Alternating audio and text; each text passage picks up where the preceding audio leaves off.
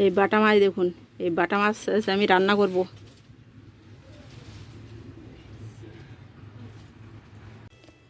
এই দেখুন, প্রথমে কড়াই জল দিলাম, জলটা গরম হলে কচুরমুখী দেব। জলটা গরম হয়ে গেছে, এই দেখুন এবার কচুরমুখীগুলো দেব। এই কচুরমুখীগুলো সিদ্ধ করে ফেলে দিতে হবে, কারণ এখনকার নতুন কচুরমুখী তো গামা গামা গন্ধ আসে, তার জন্য।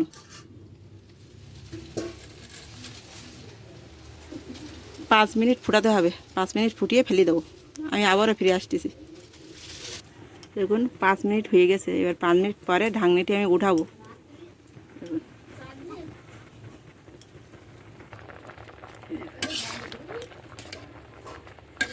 এবার এগুলো ঢেলে দেবো। এই দেখুন কচুরমুখীগুলো ঢেলে দিলাম, ঢেলে জল সরিয়ে নিচ্ছি। যে বাটা মাছ দেখিয়েছিলাম না আপনাদের যে বাটা মাছ দেখেছিলাম, এই বাটা মাছ, এই মাছগুলো ভেজে নেব। এই দেখুন তেলটা গরম হয়ে গেছে কড়াইতে, এবার বাটা মাছের মাথাগুলো দেবো।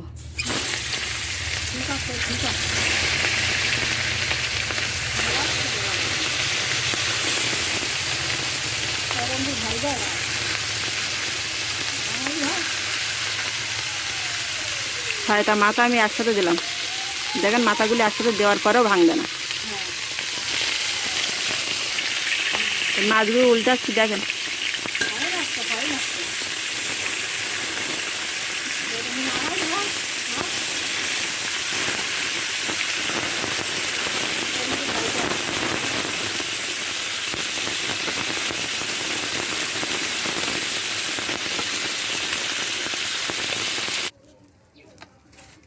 এই দেখুন মাছগুলো ভাজা হয়ে গেছে, সুন্দর ভাজা হয়ে গেছে। কালারটা দেখুন মাছ ভাজার, ভালো হয়ে গেছে কালার। কড়াইতে তেল দিলাম, দেখুন তেলটা গরম হয়ে গেছে, এবার পেঁয়াজ দিতে হবে। না দিতে না, এবার পেঁয়াজ দিলাম, এই রসুন দিলাম,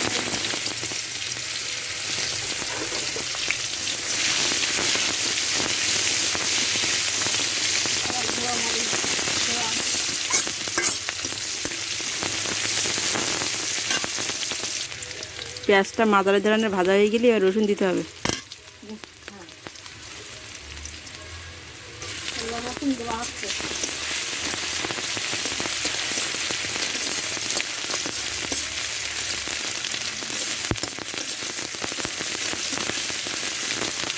রসুনটা ভালো করে ভেজে নিতে হবে, না কাঁচা কাঁচা গন্ধ পাবে।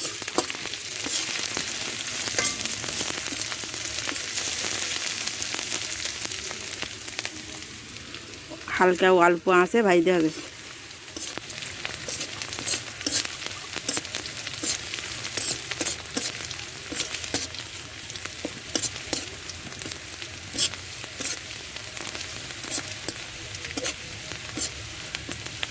এই দেখুন আমার ভাজাটা হয়ে গেছে। এবার কচুরমুখী দিতে হবে। এবার কচুরমুখীটা দেবো।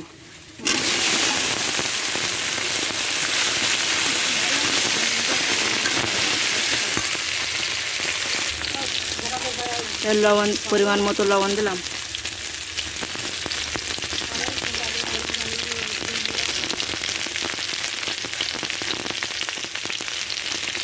পরিমাণ মতো হলুদ দিলাম।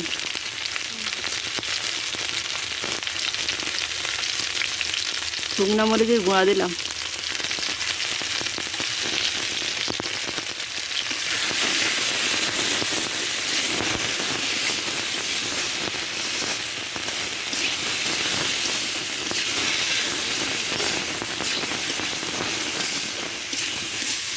কচুরমুখীটা আমি আগে সিদ্ধ করে নিয়েছিলাম, হালকা একটু জল দিয়ে কষি নেব।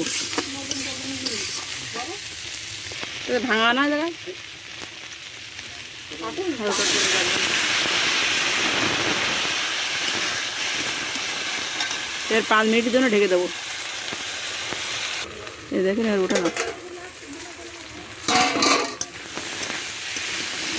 কচুরমুখীটা আমার কষানো হয়ে গেছে।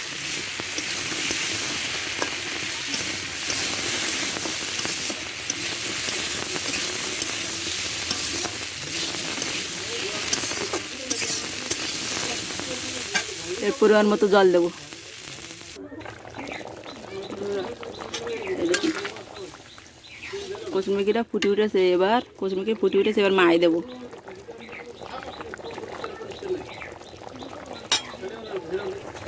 এর মাছগুলো দিলাম।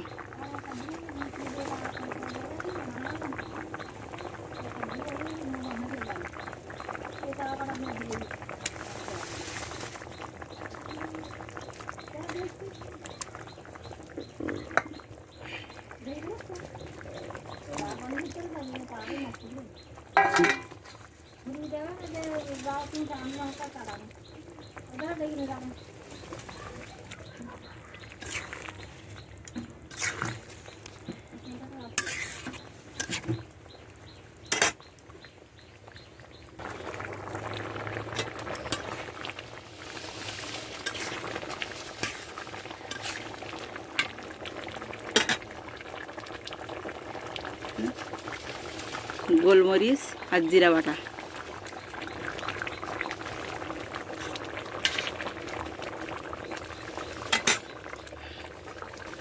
এই যে কাঁচামরিচ আদা বাটা করে দিয়েছি, আর গরম মশলা আছে, তেজপাতা আছে, এগুলো এবার দেবো।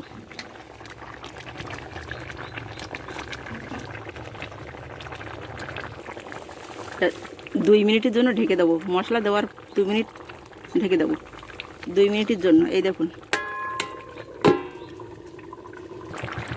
ঢাকনিটা উঠালাম, এবার নামিয়ে নেব।